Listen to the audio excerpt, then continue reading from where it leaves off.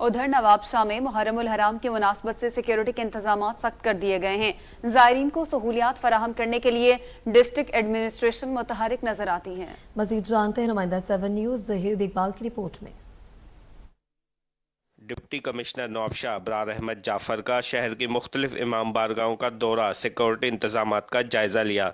Deputy commissioner ने इमाम बारगाहों के मुंतज़मीन से सिक्योरिटी इंतजामात पर बातचीत की। इनके हमरा असिस्टेंट कमिश्नर नबील रियाज सिंधु और चेयरमैन म्यूनसिपल कमेटी हाजी अजीम मुगल भी मौजूद थे।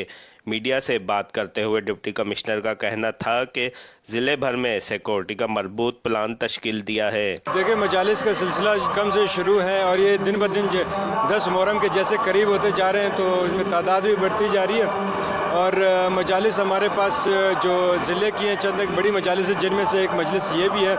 तो सिक्योरिटी के अब मामलात हमने बड़े सख्त रखे हैं, बेहतर रखे हैं। इसमें पाकिस्तान रेंजर्स को इन्वॉल्व किया है और आउटर कॉर्डन जो है वो पुलिस के ज़िम्मे लगाया है और इनर कॉर्डन पे जो है इनके अपने वॉलंटियर्स जो हैं उनकी ज़िम्मेदारी लगाई गई है।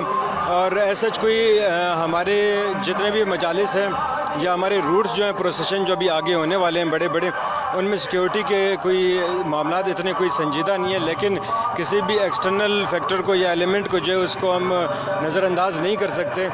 तो अभी हम रूट विज़िट कर रहे हैं और बाकी मामलात कर रहे हैं। चेयरमैन है म्यूनसिपल कमेटी नवाबशाह की, उसके साथ सफाई सुथराई के मामलात भी काफ़ी बेहतर हैं।